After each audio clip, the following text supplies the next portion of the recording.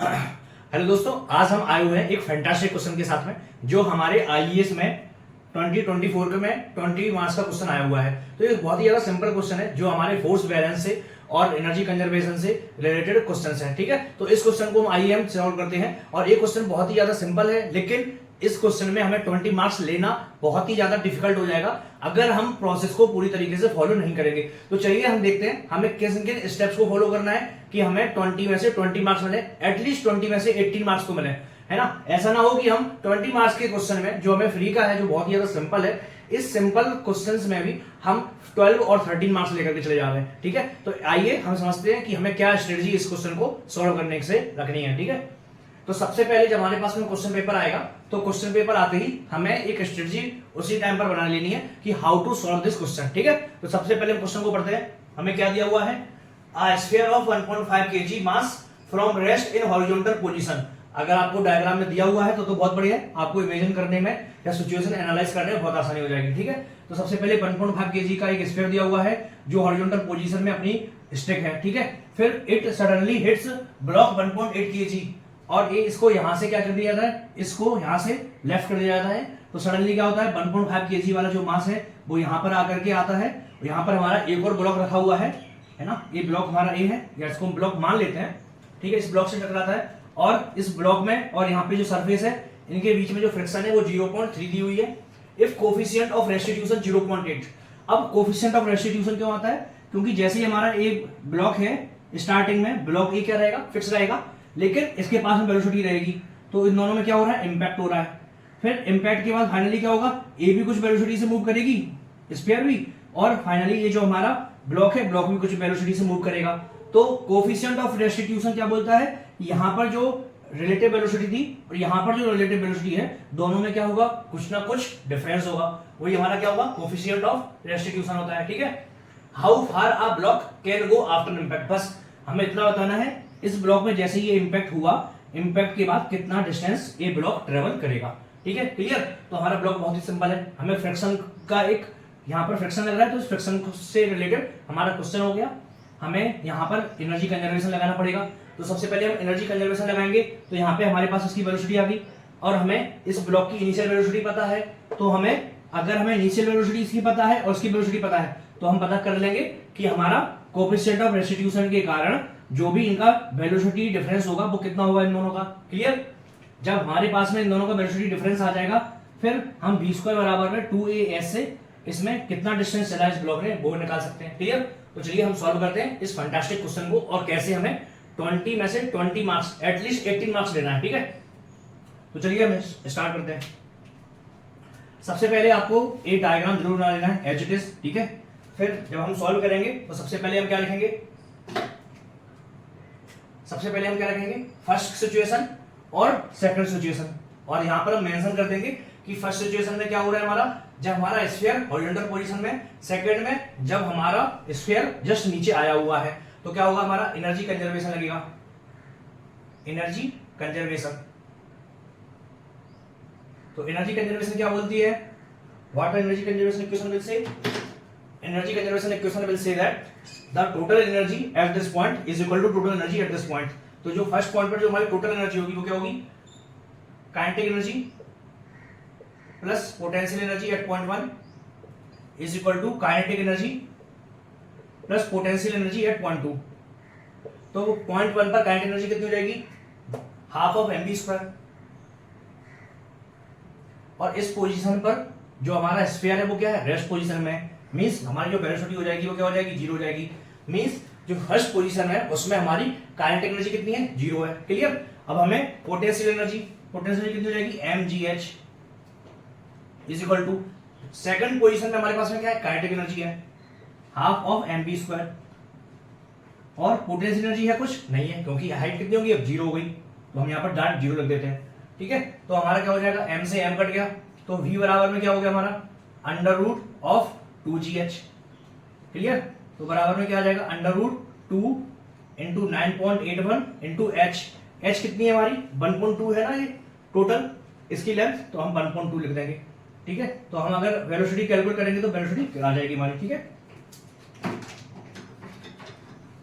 तो हम चलिए वेलोसिटी कैलकुलेट करते हैं।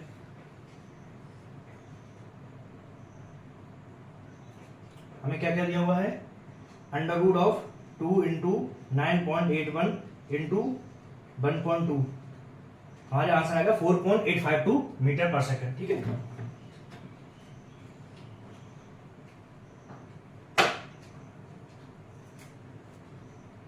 .852 मीटर पर सेकेंड। क्लियर, हमारा फर्स्ट काम हो गया हमारा। अभी सेकंड काम पर आते हैं। सेकंड काम में क्या है, अब हम यहां पर दो पोजीशन बना लेते हैं। अभी क्या हुआ, हमारा जो ए ब्लॉक है इसकी वेलोसिटी क्या है, 0 है फर्स्ट सिचुएशन, और जो ब्लॉक है, जो स्फीयर है, ब्लॉक की वेलोसिटी 0 है, लेकिन जो हमारा स्फीयर है इसकी वेलोसिटी कितनी है, v इज इक्वल टू कितना है इसका, 4.852 फर्स्ट सिचुएशन हो गई। और नीचे लिख देना बिफोर इंपैक्ट। एक और डायग्राम बनाना पड़ेगा आपको, फिर एक और बनाना पड़ेगा जिसमें हमारा क्या हो जाएगा, ए ब्लॉक है, ये हमारा स्फीयर है। अभी क्या होगा, बिफोर इंपैक्ट इतना है, लेकिन आफ्टर इंपैक्ट क्या होगा, इसकी वेलोसिटी हमारी v डैश हो गई और इसकी वेलोसिटी हमारी v डबल डैश हो गई। क्लियर, तो हमारे क्या हो गया, ये आफ्टर इंपैक्ट। क्लियर, तो अब हम क्या करेंगे, हमने एनर्जी कंजर्वेशन से वेलोसिटी निकाल दी स्फीयर की। अब हम आगे बढ़ते हैं और हम क्या करेंगे, अब हम कोफिशिएंट ऑफ रेस्टिट्यूशन की बात करेंगे।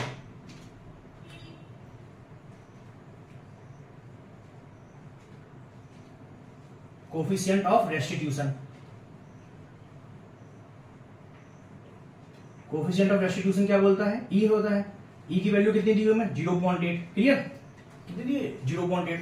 तो जो हमारी वेलोसिटी अप्रोच है v माइनस 0 है ना, इन दोनों का velocity v minus 0 is equal to क्या हो जाएगा, इसका e टाइम्स ऑफ v। अभी देखो क्या होता है ना, हमें एक चीज का याद रखना है, हम पहले इसकी स्फीयर की वेलोसिटी ले रहे हैं, है ना, v of sphere minus v of block की स्पीड कितनी है, 0 है। तो अभी जो हमारे यहां पर आएगा वो क्या हो जाएगा, पहले ब्लॉक की स्पीड होगी फिर स्फीयर की स्पीड होगी। ठीक है, तो हमारा कोफिशिएंट ऑफ रेस्टिट्यूशन, क्यों क्या होता है ना, जब हमारे दो बॉडी आपस में इंपैक्ट करती हैं तो आपस में एनर्जी का इंटरेक्शन होता है। तो एनर्जी के इंटरेक्शन से नॉर्मली क्या होता है, जो स्पीड होती है, जो स्टैंडर्ड होती है उसकी स्पीड बढ़ जाती है, और जो हमारी स्पीड में होती है उसकी स्पीड कम हो जाती है। तो दोनों में डिफरेंस क्या आना चाहिए, पॉजिटिव आना चाहिए। इसलिए ई का वैल्यू यहां पर ऐसा रखते हैं। तो ई की वैल्यू कितनी है, 0.8 हो गया। वीएस की वैल्यू कितनी है, 4.852। ठीक है, is equal to v of B कितनी है, ब्लॉक की स्पीड कितनी होगी, v dash minus vs sphere की वेलोसिटी कितनी होगी, v डबल डैश। क्लियर, तो हम आगे कैलकुलेट करेंगे तो क्या आ जाएगा हमारे पास में, इसको मिटा देते हैं, एनर्जी कंजर्वेशन इक्वेशन हो गया हमारा। तो 0.8 टाइम्स ऑफ इंटू 0.8, तो हमारे पास में क्या आ गया, v dash minus v double dash बराबर में 3.88। क्लियर, ये क्या आ गया हमारे पास में, ये हमारे पास में आ गया इन दोनों का जो वेलोसिटी का डिफरेंस रहेगा उसकी वैल्यू कितनी आ गई, 3.88। तो हम क्या ले सकते हैं, जो ब्लॉक की वेलोसिटी होगी v डैश बराबर क्या ले सकते हैं, 3.88 plus v double dash. Clear, तो हमारी क्या हो गई है, जो हमारी ब्लॉक की वेलोसिटी हो गई उसको हमने v डबल डैश के टर्म्स में लिख लिया। क्लियर, अभी हम क्या करेंगे आगे, अभी हम आगे कैलकुलेट क्या करना है हमें, अभी how far a block can go. ठीक है, तो अभी हमारा क्या हो गया, ये हो गया। अभी हम एक और इक्वेशन जानते हैं, वो क्या है, momentum conservation equation. Momentum conservation क्या बोलता है, अगर हमारे दो ब्लॉक आपस में इंपैक्ट कर रहे हैं तो उनका मोमेंटम कंजर्व रहेगा। ठीक है, तो क्या हो जाएगा, m of block velocity of block, m of sphere velocity of sphere बराबर में, ये हमारा क्या है, इनिशियल में बिफोर इंपैक्ट, मतलब जस्ट इंपैक्ट होने से पहले, और आफ्टर इंपैक्ट क्या हो गया, m b v b plus m s और वी एस। ठीक है, ये आफ्टर इंपैक्ट हो गया। क्लियर है इतना, चलिए अब हम आगे और कैलकुलेट करते हैं। तो क्या हो जाएगा हमारा, ब्लॉक का जो इनिशियल में वेलोसिटी कितनी थी, 0 थी, तो 0 हो गया।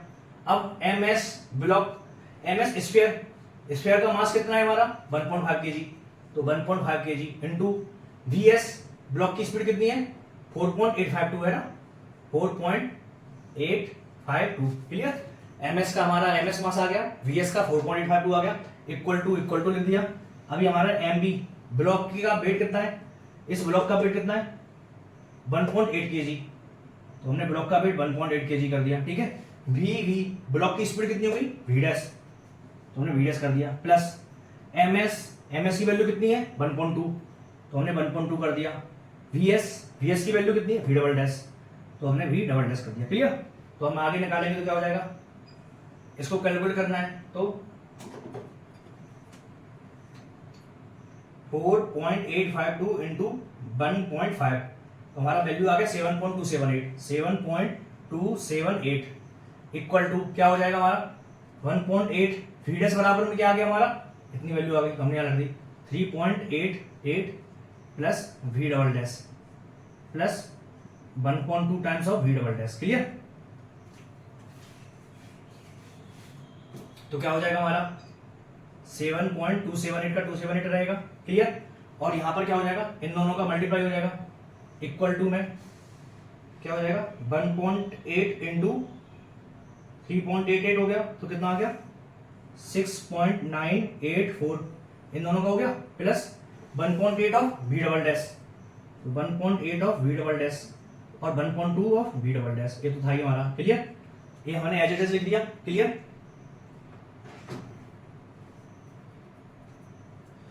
ओके ओके ओके, जो हमारा स्फीयर है, स्फीयर का वेट 1.5 है ना, तो हमें 1.5 रखना पड़ेगा, यहां पर 1.5 है, तो हमारा कितना हो जाएगा 1.5, क्लियर।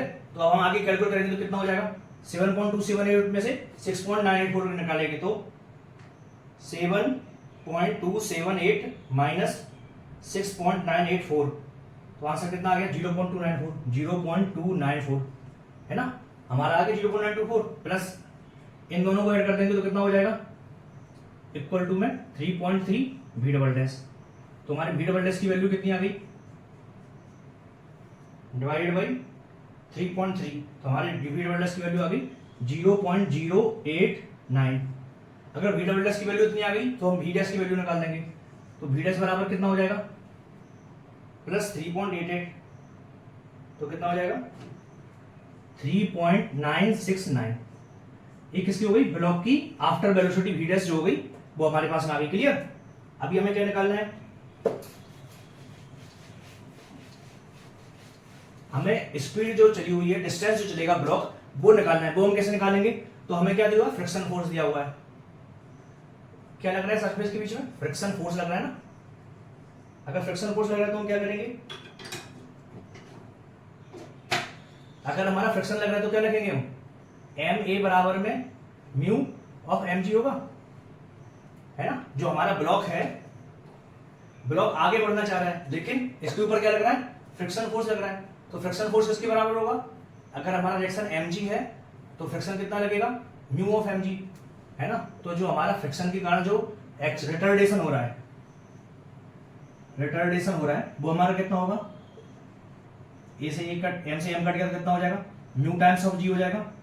म्यू की वैल्यू कितनी है, म्यू की वैल्यू हमारी 0.3, ठीक है, तो 0.3 टाइम्स ऑफ 9.81, तो हमारी कितना आ जाएगा आंसर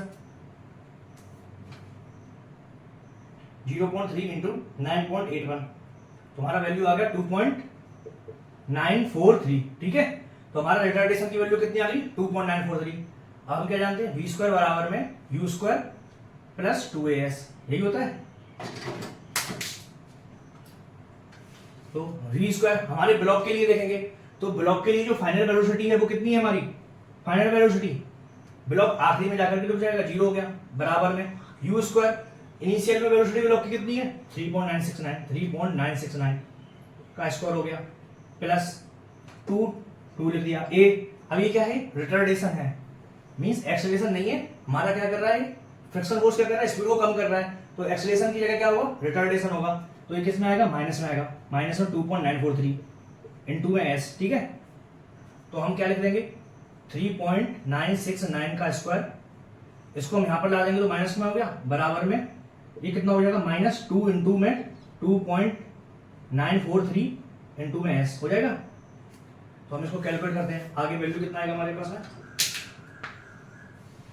3.969 इंटू 3.969 इतना हो गया, फिर डिवाइडेड बाई 2, फिर डिवाइडेड बाई 2.94 हो गया 3.969 इंटू 3.969, इसकी वैल्यू कितनी आ गई 15.75296 इक्वल टू माइनस से माइनस कर गया हमारा ये कितना हो जाएगा 2 इंटू 2.943, इसकी वैल्यू कितनी आ गई हमारी 5.886 एस। तो हमारी फाइनली एस की वैल्यू कितनी आ जाएगी जब हम इन दोनों को डिवाइड कर देंगे, कितना है 15.75296 डिवाइडेड बाई 5.886, क्या आ गया हमारा 2.676 मीटर। क्लियर।